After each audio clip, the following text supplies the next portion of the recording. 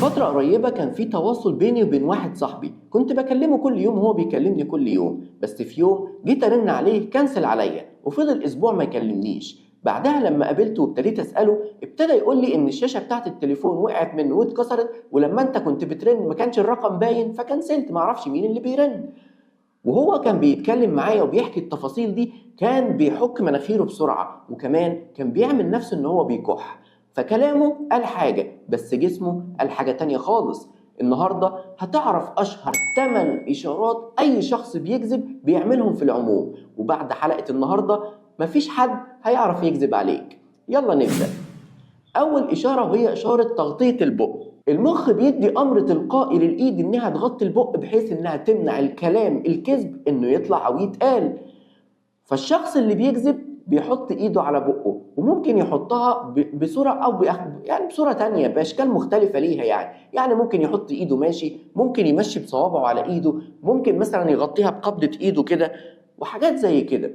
فالشخص اللي بيكذب زي ما قلت بيغطي إيده ببقه، لكن الشخص اللي بيبقى بيسمع وحط ايده على بقه فده معناه ان هو حاسس ان انت بتكذب. وكمان ممكن تبان اكتر وبيبقى المنظر سيء جدا لما شخص بيبتدي يتكلم قدام الجمهور، فلما يتكلم ويلاقي الجمهور بتاعه حاطط ايده على بقه ده معناه ان الجمهور حاسس ان في حاجة غلط او حاسس ان الشخص ده بيقول كلام مش مظبوط. فالحل هو انك ببساطة تبتدي تسأل الناس وتقول لهم انا شايف ان كل واحد فيكم عنده وجهة نظر وانا حابب اسمعها، او اي حد عنده سؤال انا حابب اسمعه. ده بيغير الفكر بتاعهم وبيخلي الاعتراضات بتاعتهم تظهر قدامك عشان تعرف بعد كده تغير العبارات بتاعتك او تغير الكلام اللي انت بتقوله.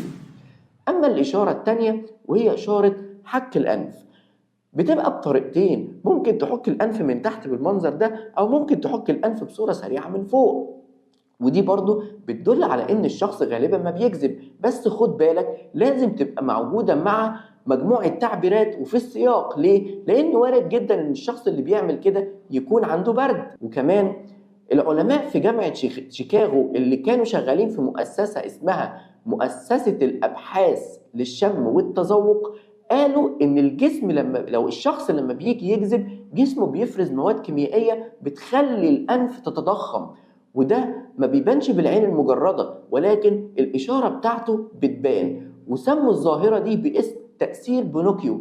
الشخص طبعا بينوكيو كلنا شفنا بينوكيو والكرتون والأفلام، إن بينوكيو لما كان بيكذب كانت مناخيره بتكبر، فده بسبب الظاهرة دي. كمان العلماء قالوا إن برضو الشخص اللي بيعمل كده أو نفس الظاهرة دي ممكن تتفسر على إنها شعور بالإحباط أو قلق.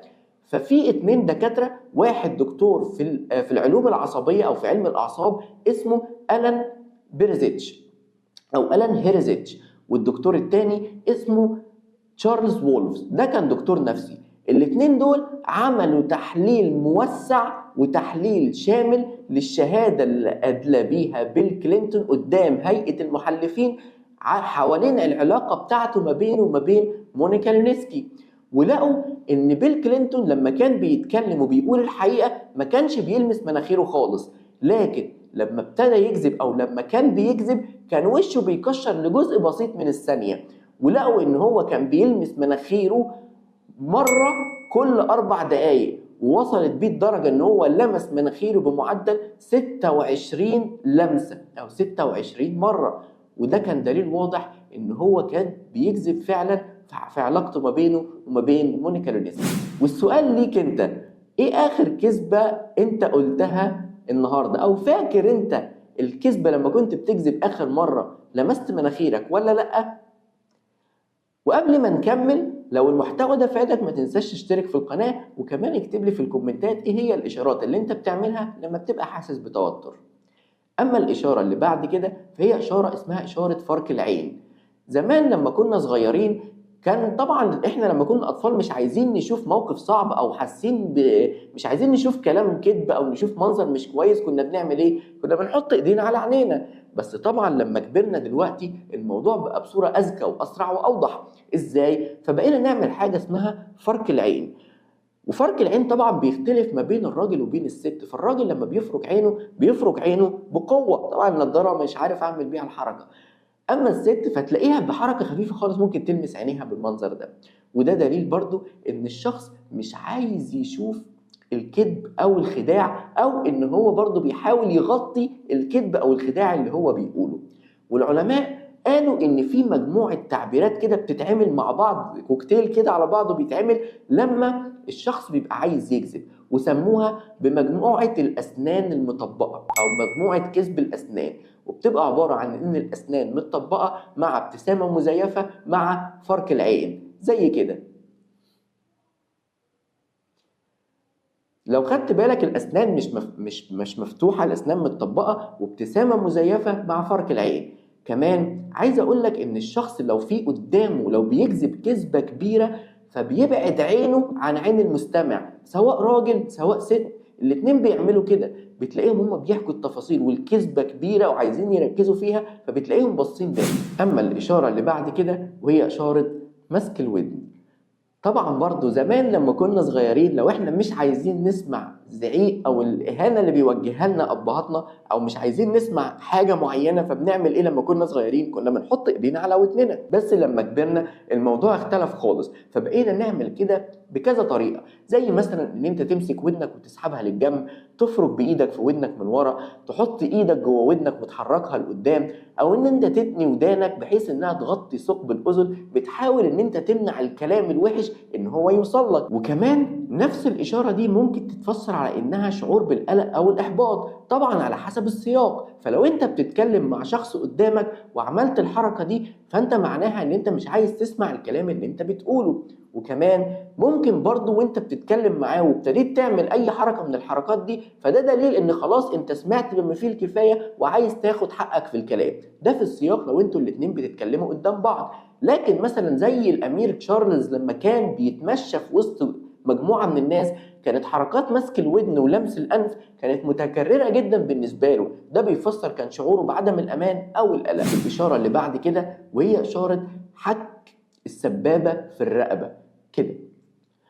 العلماء قالوا ان الشخص اللي بيحك السبابه بالرقبه بالمنظر ده بتبقى عدد الحكات نادرا ما بتقل او تزيد عن 5، يعني هم 5 حكات بيحكها، وبتدل على ان الشخص مش فاهم اللي انت بتقوله اصلا. يعني مثلا لو حد بيتكلم معاك وانت جيت قلت له انا فاهم اللي انت بتقوله، بس وانت بتقول بتعمل الحركه دي، فتاكد ان انت مش فاهم حاجه من اللي هو بيقولها خالص.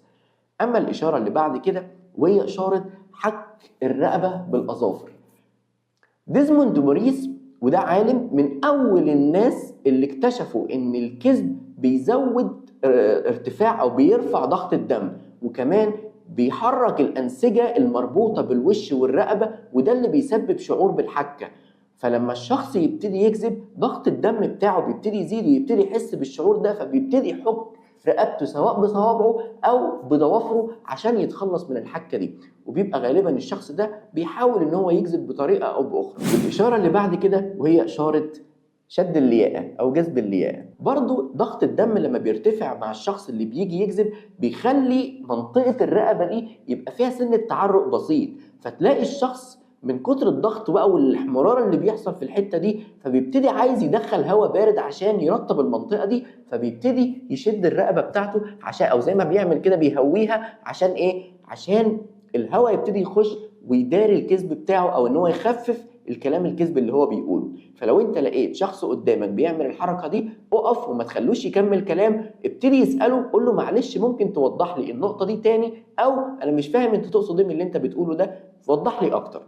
تمام؟ طيب الاشاره اللي بعد كده وهي اشاره وضع الاصابع في الفم، يعني تحط صباعك كده او تحط صباعك كده وحاجات زي كده.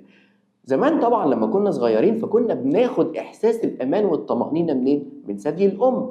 ولما بقينا اطفال شويه وبعد ما اتفضمنا يعني، فبقينا لما نحس بخوف او قلق بقينا نحط صباعنا في بقنا. لما كبرنا بقى اكتر عشان نعوض الاحساس ده بقينا نعمل ايه؟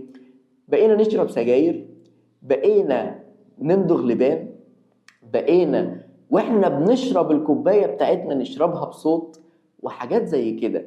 فالشخص بيعوض احساس عدم الامان اللي بيحسه وهو يعني اللي كان بيحسه وهو صغير، عايز يعوضه بيعمله بحركات زي دي، لان ما ينفعش يبقى راجل كبير ويحط صباعه جوه بقه. الخلاصه ان حركات الايد مع البق دي علامات بتدل على الكذب، لكن حركة الصوابع أو إنك تحط صباعك جوه بقك ده معناها إن الشخص محتاج لحد يطمنه. فلو لقيت إن حد بيعمل كده قدامك ده مش بيكذب، ده محتاج بس إن أنت تحتويه أو تقول له كلام يطمنه.